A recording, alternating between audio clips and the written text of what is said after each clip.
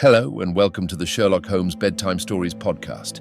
Each episode is a section from a classic Sherlock Holmes story with relaxing music to help you fall asleep. If you love the podcast and never miss an episode, please follow us on Spotify and Apple Podcasts and leave a 5-star rating. If our podcast has become a part of your bedtime routine, please consider supporting the show by clicking the link in the show notes. Our show is completely free, in part thanks to support from listeners like you. There are options to give one time or on a monthly basis. So sleep easier by clicking the Support This Podcast link in the show notes and become a supporter today. And as always, if you're enjoying the pod, please spread the word. Sharing with friends and family really does help. Thank you for joining us this evening.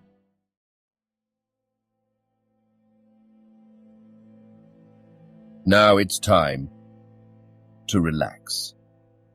Let your body fall into a comfortable position in your bed and drift gently into a state of total relaxation with tonight's story. The Adventure of the Stockbroker's Clerk, Part 2. There was a pause after the stockbroker's clerk had concluded his surprising experience.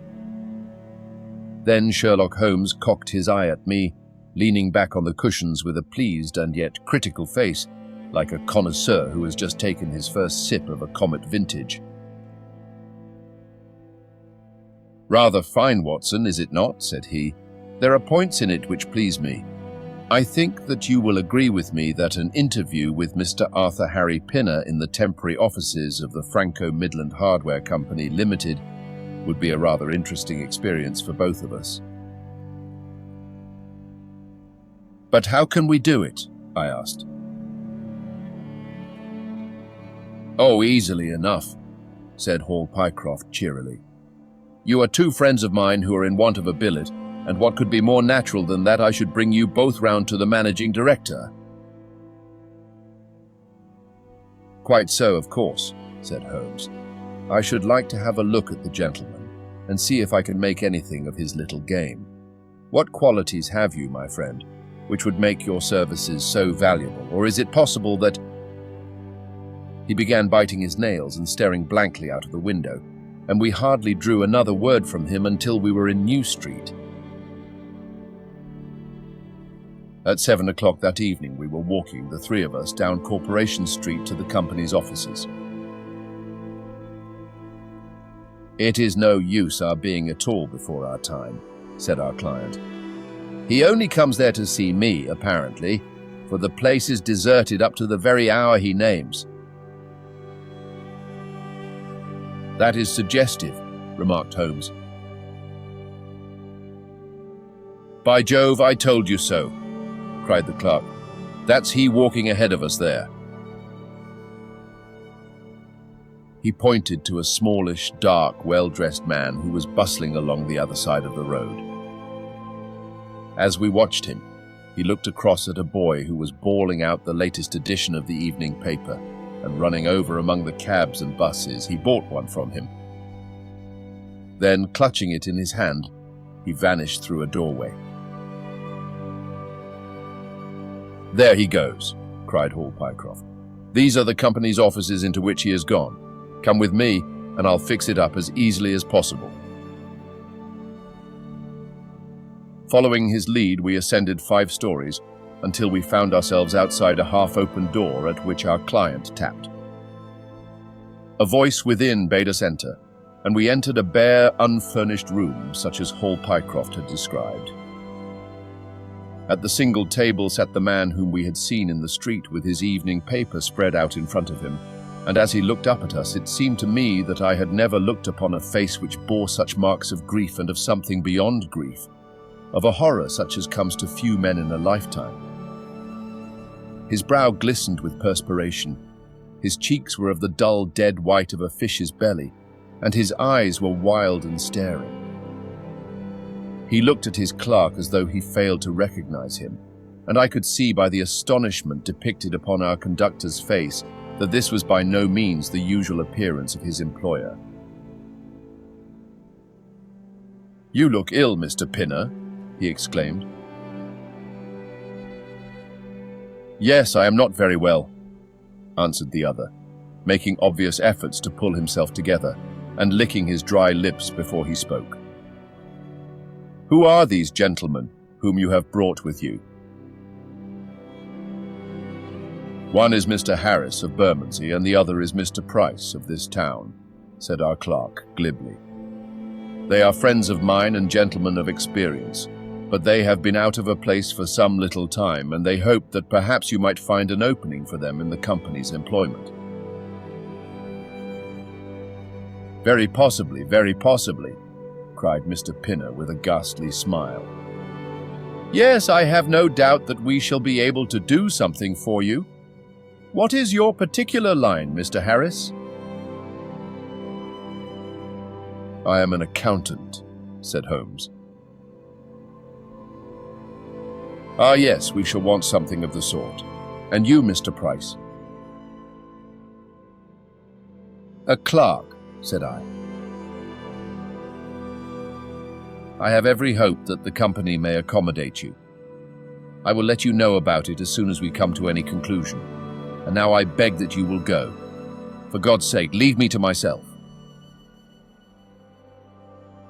These last words were shot out of him, as though the constraint which he was evidently setting upon himself had suddenly and utterly burst asunder. Holmes and I glanced at each other, and Hall Pycroft took a step towards the table. "You forget, Mr. Pinner, that I am here by appointment to receive some directions from you," said he. "Certainly, Mr. Pycroft, certainly," the other resumed in a calmer tone. "You may wait here a moment, and there is no reason why your friends should not wait with you. I will be entirely at your service in 3 minutes if I might trespass upon your patience so far."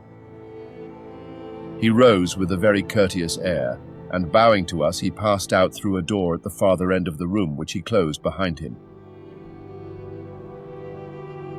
"What now?" whispered Holmes.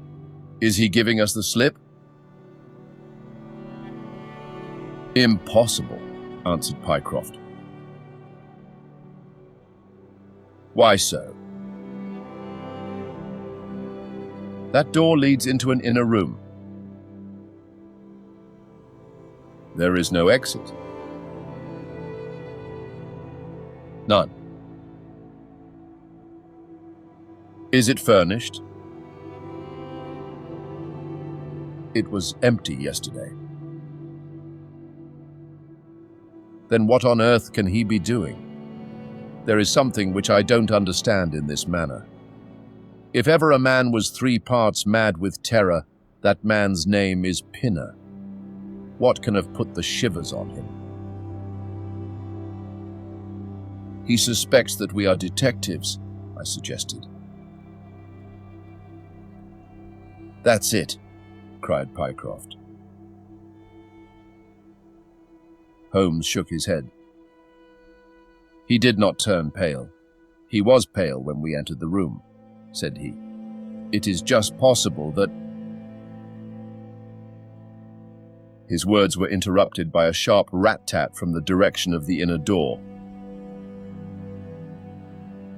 "What the deuce is he knocking at his own door for?" cried the clerk. Again and much louder came the rat-tat-tat. We all gazed expectantly at the closed door.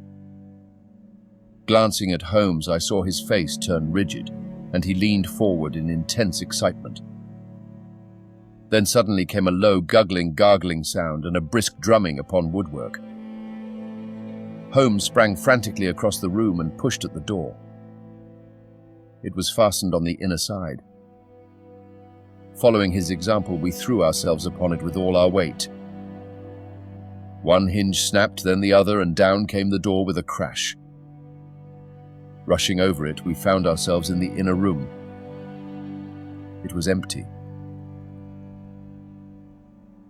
But it was only for a moment that we were at fault. At one corner, the corner nearest the room which we had left, there was a second door. Holmes sprang to it and pulled it open. A coat and waistcoat were lying on the floor, and from a hook behind the door, with his own braces round his neck, was hanging the managing director of the Franco-Midland Hardware Company. His knees were drawn up, his head hung at a dreadful angle to his body, and the clatter of his heels against the door made the noise which had broken in upon our conversation. In an instant I had caught him round the waist and held him up while Holmes and Pycroft untied the elastic bands which had disappeared between the livid creases of skin. Then we carried him into the other room, where he lay with a clay-coloured face, puffing his purple lips in and out with every breath, a dreadful wreck of all that he had been but 5 minutes before. "What do you think of him, Watson?" asked Holmes. I stooped over him and examined him. His pulse was feeble and intermittent, but his breathing grew longer, and there was a little shivering of his eyelids, which showed a thin white slit of ball beneath. "It has been touch and go with him," said I, "but he'll live now. Just open that window and hand me the water carafe." I undid his collar, poured the cold water over his face, and raised and sank his arms until he drew a long, natural breath. "It's only a question of time now," said I as I turned away from him. Holmes stood by the table with his hands deep in his trousers pockets and his chin upon his breast. "I suppose we ought to call the police in now," said he, "and yet I confess that I'd like to give them a complete case when they come. "It's a blessed mystery to me," cried Pycroft, scratching his head. "Whatever they wanted to bring me all the way up here for, and then—" "Pooh, all that is clear enough," said Holmes impatiently. "It is this last sudden move." "You understand the rest, then?" "I think that it is fairly obvious. What do you say, Watson?" I shrugged my shoulders. "I must confess that I am out of my depths," said I. "Oh, surely if you consider the events at first, they can only point to one conclusion." "What do you make of them?" "Well, the whole thing hinges upon 2 points. The first is the making of Pycroft write a declaration by which he entered the service of this preposterous company. Do you not see how very suggestive that is?" "I am afraid I missed the point." "Well, why did they want him to do it? Not as a business matter, for these arrangements are usually verbal, and there was no earthly business reason why this should be an exception. Don't you see, my young friend, that they were very anxious to obtain a specimen of your handwriting and had no other way of doing it?" "And why?" "Quite so. Why? When we answer that we have made some progress with our little problem. Why? There can be only one adequate reason. Someone wanted to learn to imitate your writing and had to procure a specimen of it first. And now if we pass on to the second point, we find that each throws light upon the other. That point is the request made by Pinner that you should not resign your place, but should leave the manager of this important business in the full expectation that a Mr. Hall Pycroft, whom he had never seen, was about to enter the office upon the Monday morning." "My God!" cried our client, "what a blind beetle I have been." "Now you see the point about the handwriting. Suppose that someone turned up in your place who wrote a completely different hand from that in which you had applied for the vacancy. Of course the game would have been up, but in the interval the rogue had learned to imitate you and his position was therefore secure, as I presume that nobody in the office had ever set eyes upon you." "Not a soul," groaned Hall Pycroft. "Very good. Of course it was of the utmost importance to prevent you from thinking better of it, and also to keep you from coming into contact with anyone who might tell you that your double was at work in Mawson's office. Therefore they gave you a handsome advance on your salary and ran you off to the Midlands, where they gave you enough work to do to prevent your going to London, where you might have burst their little game up. That is all plain enough. But why should this man pretend to be his own brother? Well, that is pretty clear also. There are evidently only two of them in it. The other is impersonating you at the office.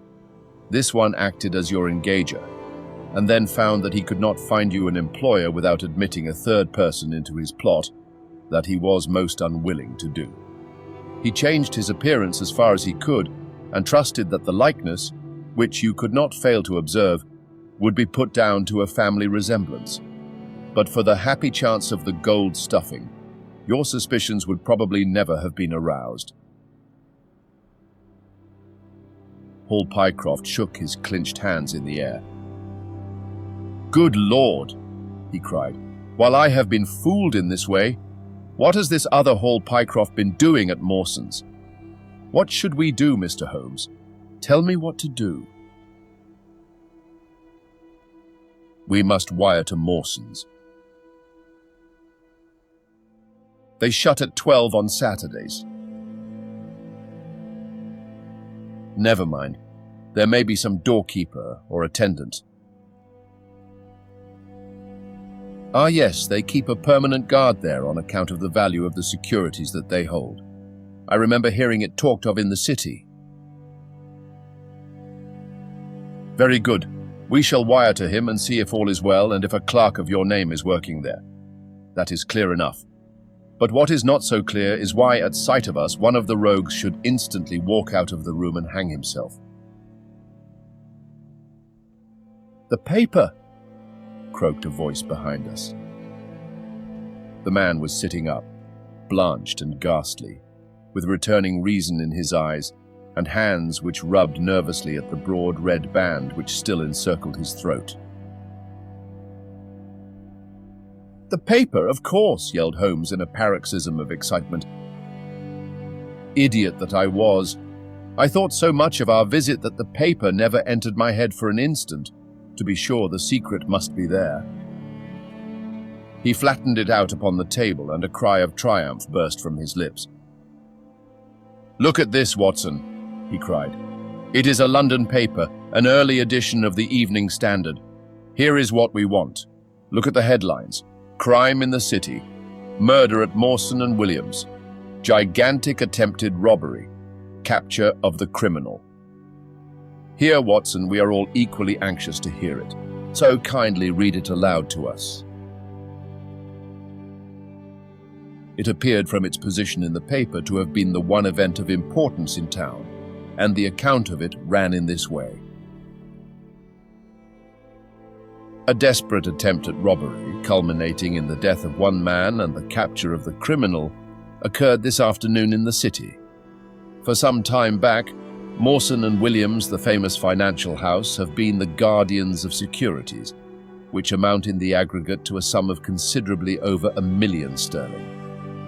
So conscious was the manager of the responsibility, which devolved upon him in consequence of the great interests at stake that safes of the very latest construction have been employed, and an armed watchman has been left day and night in the building.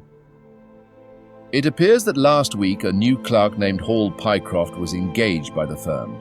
This person appears to have been none other than Beddington, the famous forger and cracksman, who with his brother had only recently emerged from a 5-year spell of penal servitude.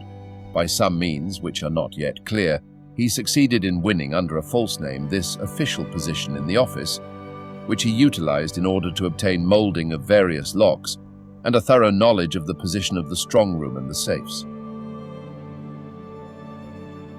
It is customary at Mawson's for the clerks to leave at midday on Saturday. Sergeant Tucson of the City Police was somewhat surprised, therefore, to see a gentleman with a carpet bag come down the steps at 20 minutes past 1. His suspicions being aroused, the sergeant followed the man, and with the aid of Constable Pollock succeeded, after a most desperate resistance, in arresting him. It was at once clear that a daring and gigantic robbery had been committed. Nearly £100,000 worth of American railway bonds, with a large amount of scrip in other mines and companies, was discovered in the bag. On examining the premises, The body of the unfortunate watchman was found doubled up and thrust into the largest of the safes, where it would not have been discovered until Monday morning had it not been for the prompt action of Sergeant Tucson.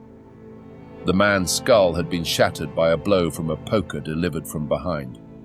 There could be no doubt that Beddington had obtained entrance by pretending that he had left something behind him, and having murdered the watchman, rapidly rifled the large safe and then made off with his booty.